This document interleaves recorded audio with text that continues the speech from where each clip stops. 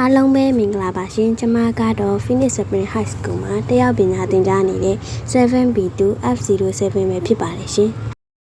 ဒီဗီဒီယိုလေးကတော့မြန်မာစာအခန်း3ပကြီးဥပညာအထုပ်ပတိအကြောင်းကိုပြပြပေးသွားမှာပဲဖြစ်ပါတယ်ရှင်ဗီဒီယိုလေးကိုအဆုံးထိကြည့်ရှုပေးမယ်လို့လည်းမျှော်လင့်ပါတယ်ရှင်ဒါဆိုရင်ကြည့်လိုက်ကြအောင်နော်အတက်ကရဲ1959ခုနှစ်မှာ1309ခုနှစ်ခန့်အတွင်းကအေယာဝတီတိုင်းပန်းနတော်မြို့တွင်ထူးချွန်သူတအုပ်ပေါ်ပေါက်ခဲ့မှုတဲ့ထိုကလေးအသက်လေးနှစ်ရွယ်ရောက်သောဖခင်ကြီးဖက်လေးရှိသောဒီနထပကတဏီကျမ်းစာအုပ်တွင်ရုပ်ပေါင်းများစွာကိုရေးချစ်စော်ကစားခဲ့တယ်ခဲရန်ကိုတွေ့ရရစာအုပ်တွင်ယူကြီးဆွဲတဲ့မိဘများကခဲရန်ကိုဝတ်ထားကြရတယ်အတန်9နှစ်အရွယ်ရောက်တဲ့အခါမိဖို့ကမိသွဲကဲကိုယူပြီးအရှိချမ်းမြေပေါ်တွင်အယုံများကြီးတယ်မိဘများကလည်းမောင်းမဲကြတယ်ထိုတငယ်ကဝန္ဒနာကိုမဖြောက်မိကျွေးကိုတနည်းနည်းများရအောင်ရှာတယ်တကယ်ရများတွင်၎င်းအိမ်ခမ်းမန်းတွင်၎င်းအနှံ့အပြားရေးဆွဲတယ်မိခင်ကြီးတက်တဲ့ဖြင့်ရိုက်တယ်ဖခင်ကြီးကလည်းနောက်တစ်ခါအယုံရေးလေလက်ဖြတ်ပြင့်မိဟုကျင်းမြန်တယ်ထိုတငယ်သည်ဖခင်ကိုမိခင်ထပ်ပူကြောက်တဲ့ဖြင့်အိမ်ထဲတွင်နောက်ထပ်အယုံရေးခြင်းကိုဆွလွန်လိုက်ရတယ်တို့ရတဲ့ဝန္ဒနာကိုမစွန့်အိမ်ပြင်ပနေရန်စပတ်ပုတ်စားသည့်နေရာများတွင်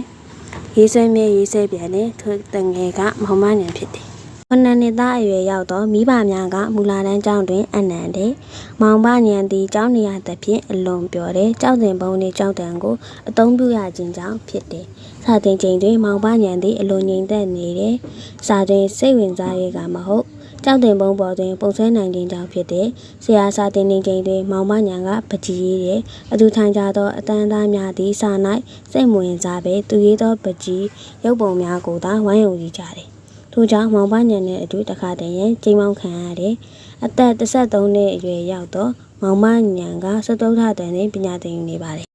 ရာဝတီတိုင်းမင်းကြီးသည်ခေကြီးလဲလာစဉ်မောင်မညံရဲ့လက်ဆန်းလက်ဆောက်ကိုတွေ့သက်ဖြင့်မော်လမြိုင်အစိုးရဆရာအသက်တင်တော်မှန်ကြောင့်တို့ပကြီးပညာသင်ယူရန်ပို့ပေးတယ်မောင်မညံကဆရာကြီးဥပလွင်ရဲ့အတန်း၌ပကြီးကိုအချိန်ပြည့်သင်ကြားရတယ်မြန်မာကနုတ်ပကြီးနဲ့အနည်းဝေးသဘောကိုသင်ကြားပေးရာဆရာကြီးသည်တပည့်မောင်မညံရဲ့လက်ဆန်းလက်ဆောက်ကိုသိရှိသွားတယ်အဲဒါကြောင့်ဆရာဖြစ်တင်တဲ့မှာဆရာလောင်းများကိုဥပလွင်သည့်အခါတိုင်းကဲ့သို့ဆရာတက်တင်ကြပေးလဲမောင်မညံကိုမူဆရာကြီးရဲ့လက်ထောက်ဆရာအဖြစ်ကူညီစေခိုင်းနေတယ်တနေ့မှာကျောင်းသားများကမောင်မညံကိုကြားရုပ်ရေးပြရန်ပူဇော်ကြတယ်မောင်မညံက10မိနစ်အတွင်းကျောင်းသား20အတွက်ကျောင်းတင်ပုံဒီပေါ်တွင်နေထားမျိုးမျိုးဖြင့်ကျောင်းရုပ်များကိုရေးဆွဲပေးမောင်မညံကဆရာအသက်တင်နော်မန်ကျောင်းတွင်2နှစ်နေပြီးနောက်စိန်မက်တယူကျောင်းဆရာကြီးမစ္စတာကင်းထံတွင်လူပုံရေးဆွဲနေတဲ့ကိုတည်ယူပြန်တယ်။ထိုမှတပန်းရန်ကုန်မြို့သို့ပြောင်းရွှေ့လာပြီးတော့ရန်ကုန်ကောလိပ်မှာပါမောက္ခဝိထံရွှေမြော်ကင်းရေးဆွဲနေကိုတည်ယူပြန်တယ်။ထိုဆရာကြီးအကူအညီဖြင့်အင်္ဂလန်သို့တွားက9နှစ်တိုင်ပကြီးပညာကိုလေ့လာစီဘူးခဲ့တယ်။9နှစ်နေခဲ့တဲ့ကာလမှာ9နှစ်တာဆိုရ၏အထောက်ပံ့ကိုယူပြီးတော့ကျန်9နှစ်မှာကိုကပညာသင်ယူခဲ့တဲ့အင်္ဂလန်မှပြန်လာပြီးနောက်မြန်မာပြည်ပကြီးလောက၌သာမကကမ္ဘာပကြီးလောကတွင်လည်းထင်ရှားခဲ့လေတယ်။ဥပညာဝါဒနာရင်ခံပြီးတော့ပကြီးပညာသင်ကြော်ကြားခဲ့သူလည်းဖြစ်တယ်။ပညာထူးချွန်သူများကဝါဒနာ၏စိတ်ဆောင်မှုကြောင့်အခက်အခဲများပင်ရှိစေကမူမရမနေ